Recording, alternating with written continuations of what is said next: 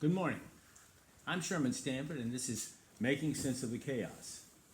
If you have been following us, we are trying to explain God, His creation, the fall, the division within humanity, following the fall,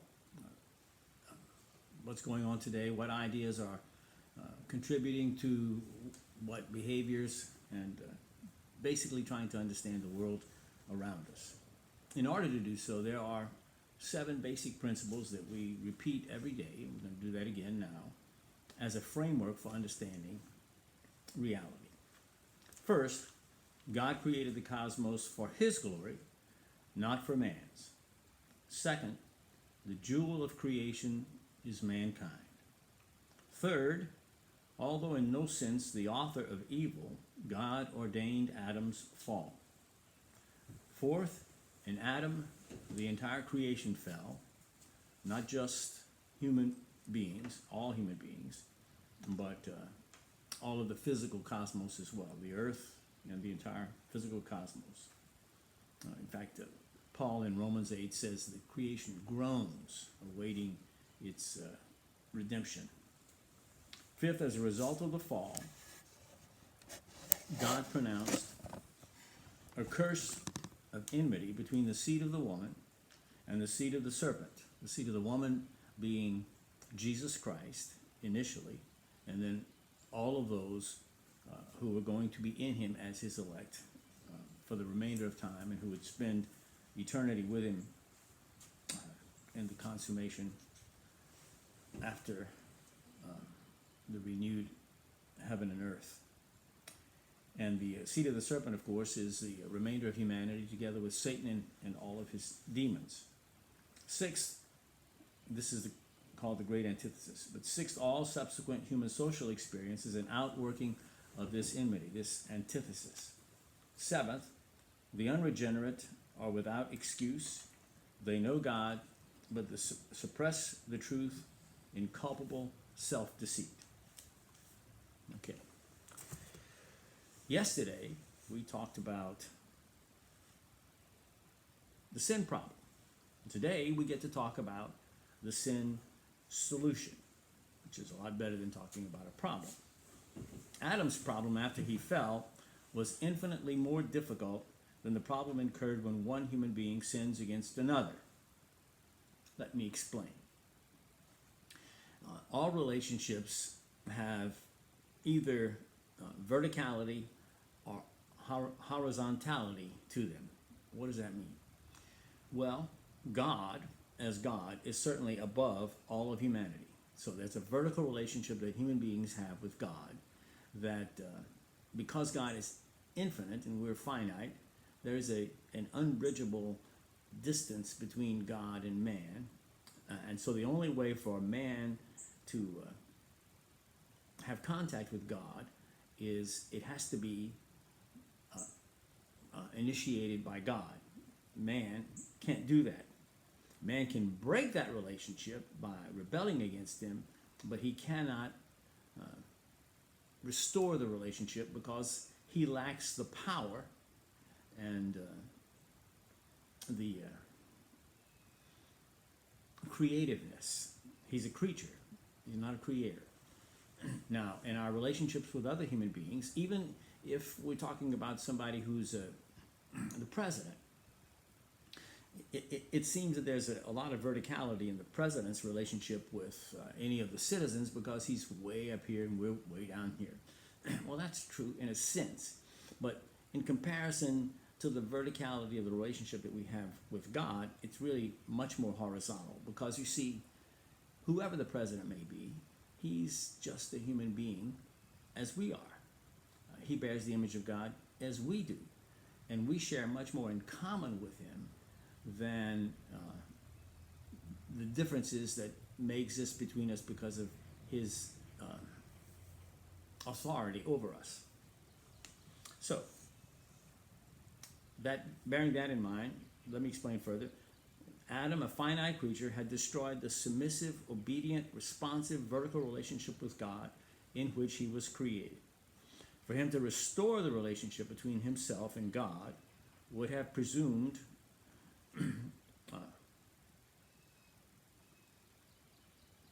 his right to recreate the vertical God-man relationship. Any effort on his part to do so could only further muddle his condition. God is the creator and initiator, not man. Man as creature has the capacity to destroy, but apart from his ability to create new life from his loins, he can neither create nor recreate. When we talk of human beings being very creative, that really isn't true. We don't create anything.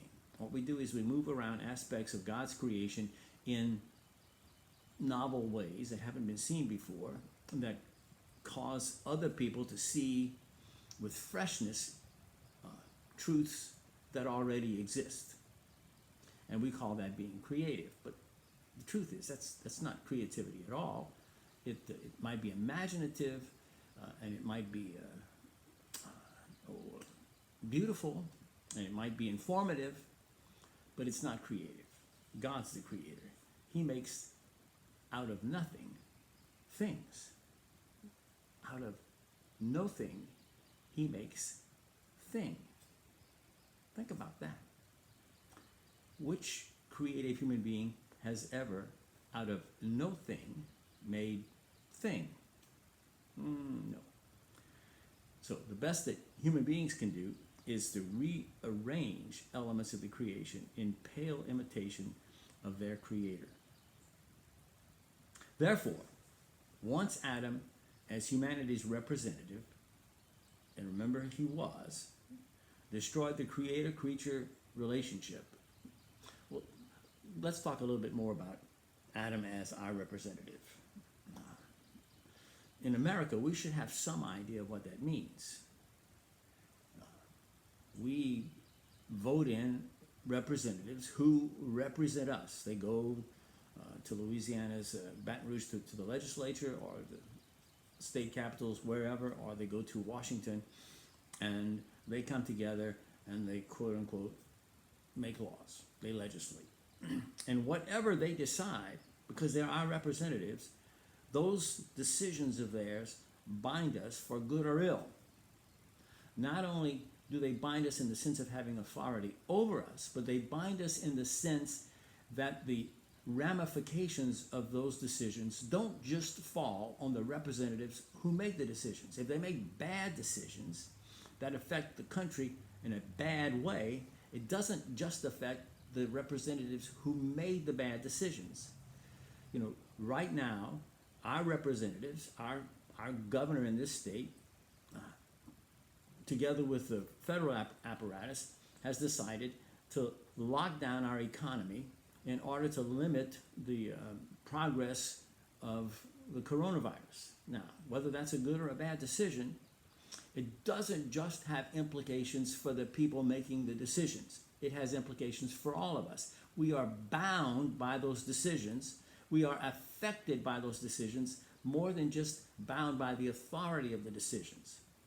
If, because of those decisions, the economy is destroyed and all of us suffer a net loss, and some of us may starve to death, that effect was caused by the decisions of our leaders, our federal heads.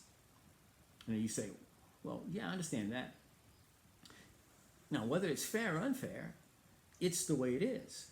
Now, the reason that we use representatives is because we've been given the idea of using representatives by God himself in the office that he established, first of all, for Adam, as the federal head of all humanity.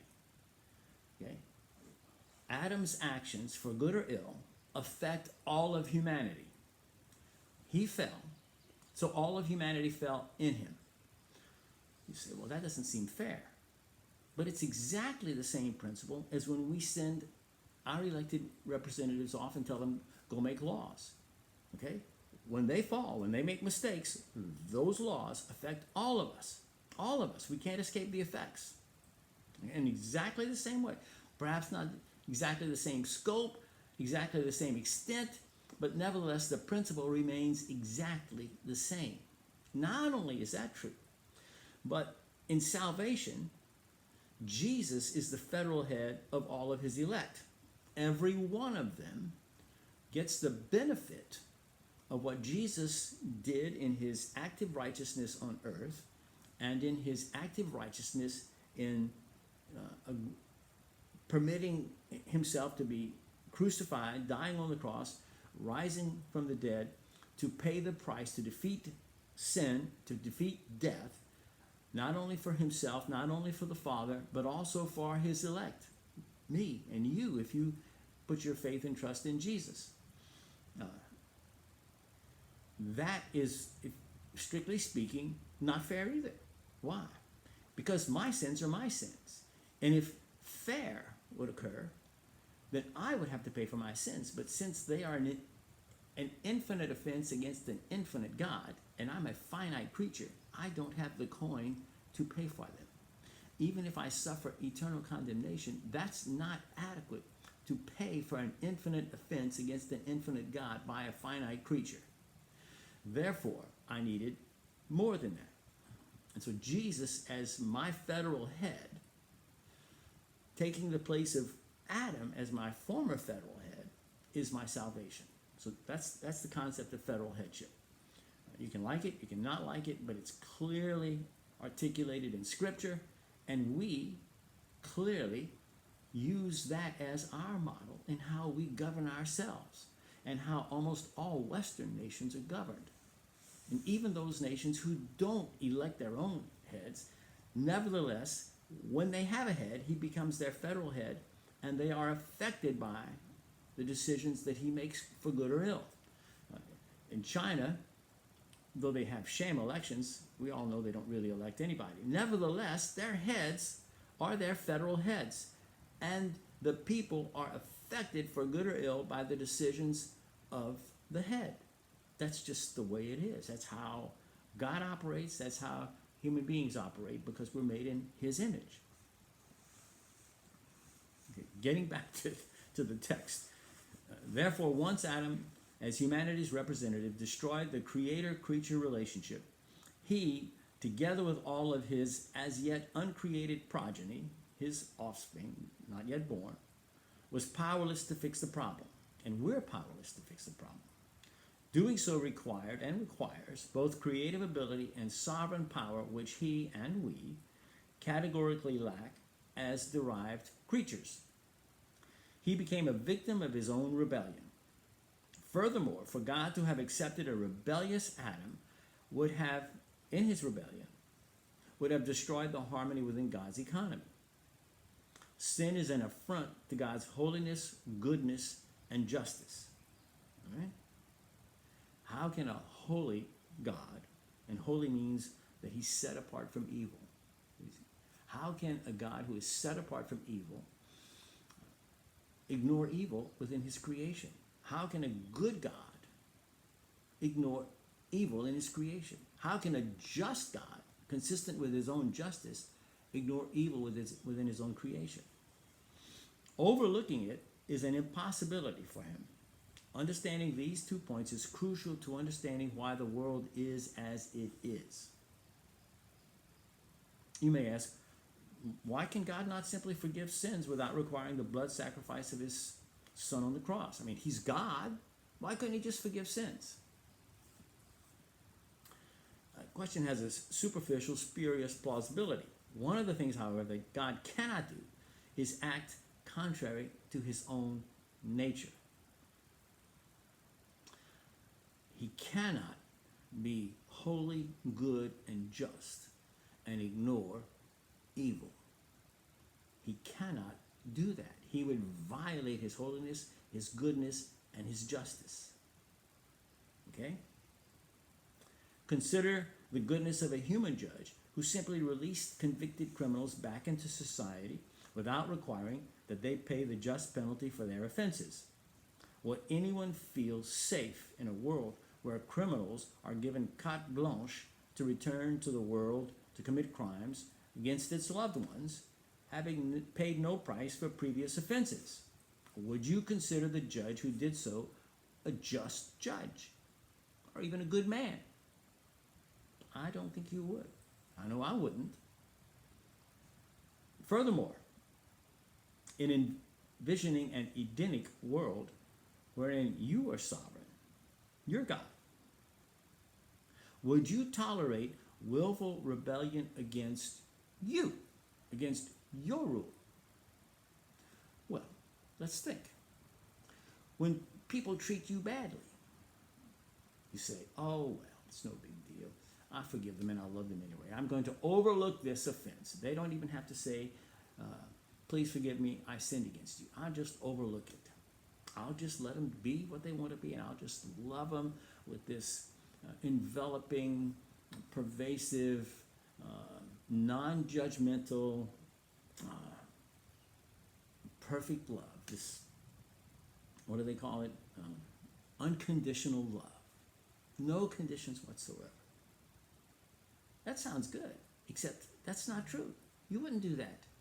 In fact, right now, if you look into your own mind, your own heart, you remember occasions where you have been sinned against and the sin has never been requited.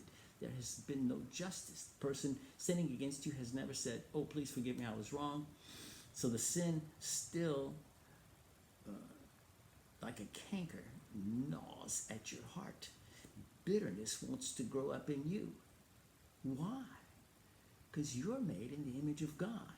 Because you, whether you wish to admit that God is a holy and just God, you recognize that evil and goodness cannot exist together, that there is a distinction between evil and goodness, and when people do evil against you, it creates in you the sense of a violation of justice. Now, where do you think you got it from? You got it from God. Now, if you can't overlook injustices against you because it rubs you raw, why would you think God, who is far more just, far more holy, far more good than you are, should overlook evil against himself or any aspect of his creation? Theologians commonly refer to God as holy other. This means that God is not a Superman with phenomenal powers that no other man possesses. Rather, he must be understood as an entirely different category of being from man altogether. Okay? While we reflect him in some ways, we bear his image in certain ways, we are not a fully accurate reflection of God. We are a dim, transient, flickering, evanescent reflection of him, but it's been marred by sin. He, on the other hand, is infinite, eternal, self-existent, omniscient, he knows everything, past, present, future, holy, separated from sin, completely good, immutable, he never changes, his character remains the same from eternity to eternity. He's omnipotent, he has all power, he's omnipresent, he's everywhere, all at the same time. All of those things that we are not. That's what he is. Now these modifiers are all true as far as they go. But as we have seen from earlier discussions, they do not go very far. Although they are inadequate, though, they are the best we can do in trying to describe God. We use prose, metaphor, and simile to grope blindly after small glimpses of him. Paul describes this as, quote, from 1 Corinthians chapter 13, verse 12. He says, "For now we see in a mirror dimly, but then face to face. Now I know in part, then I shall know fully, even as I have been fully known." Okay?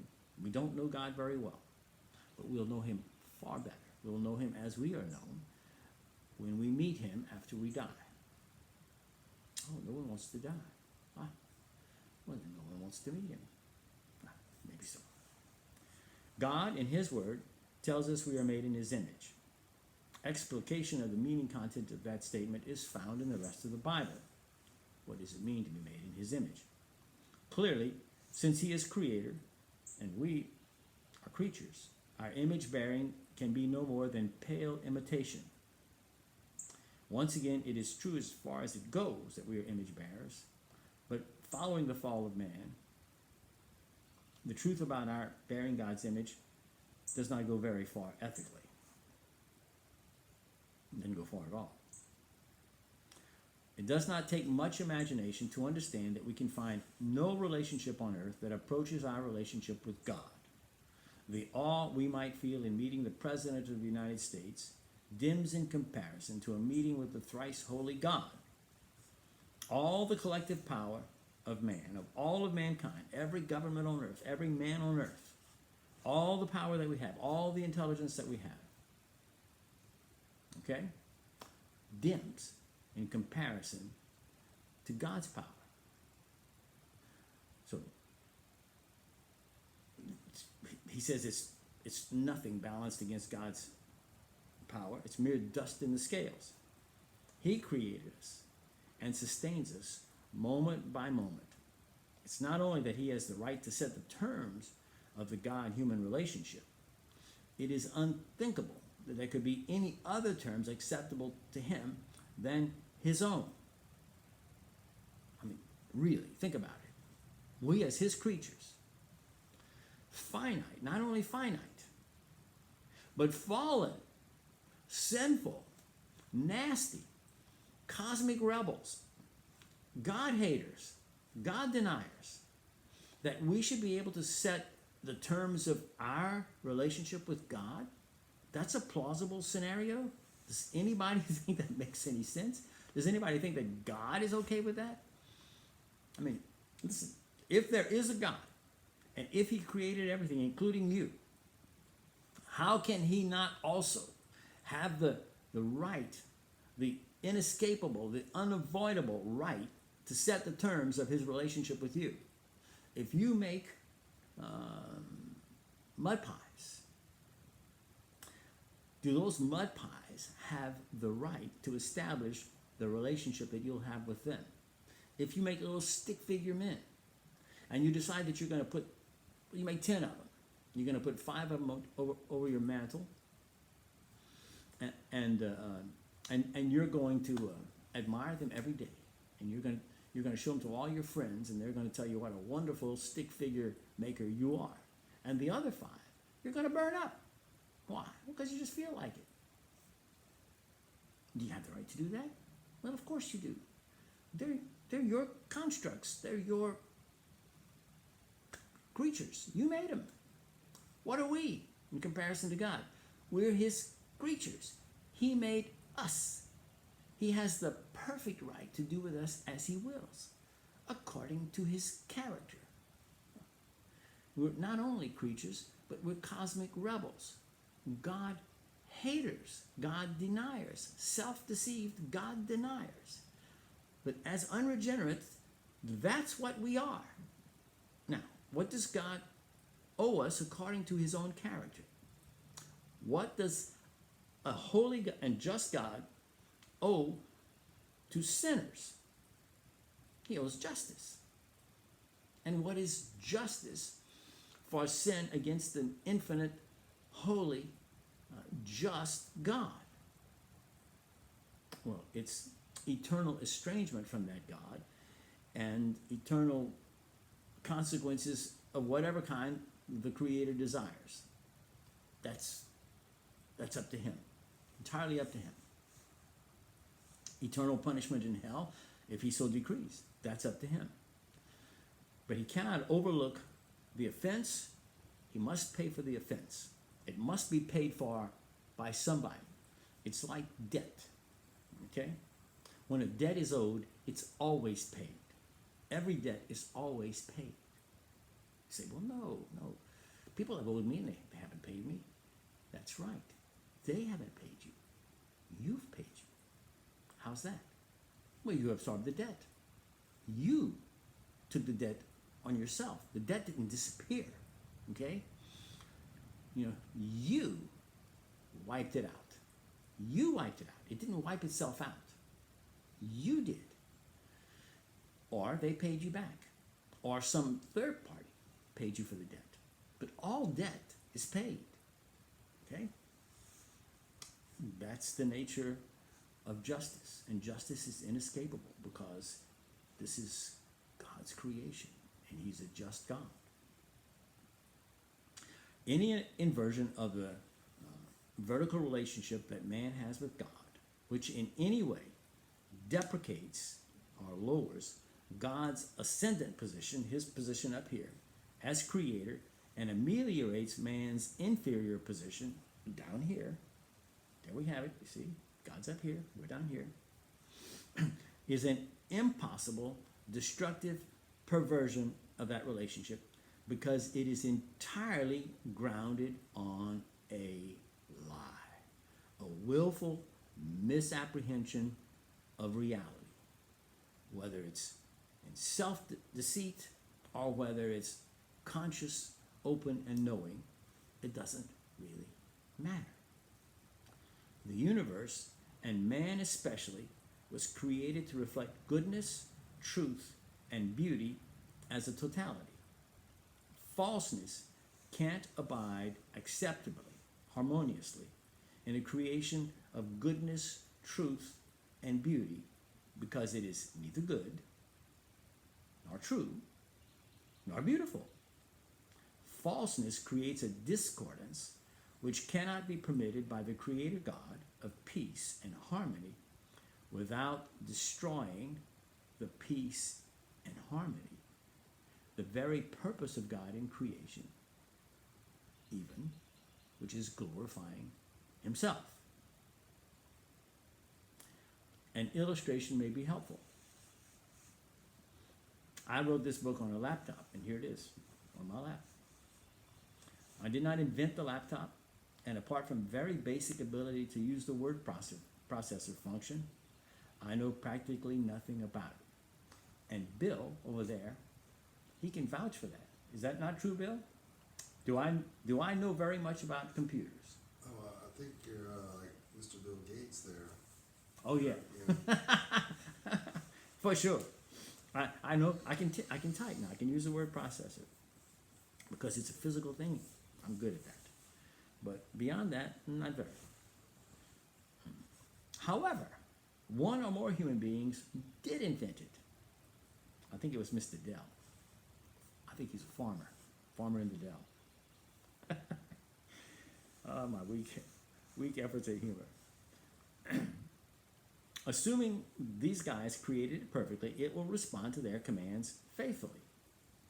Although it has many functions, if it were asked to do something it was not programmed to do, it would fail.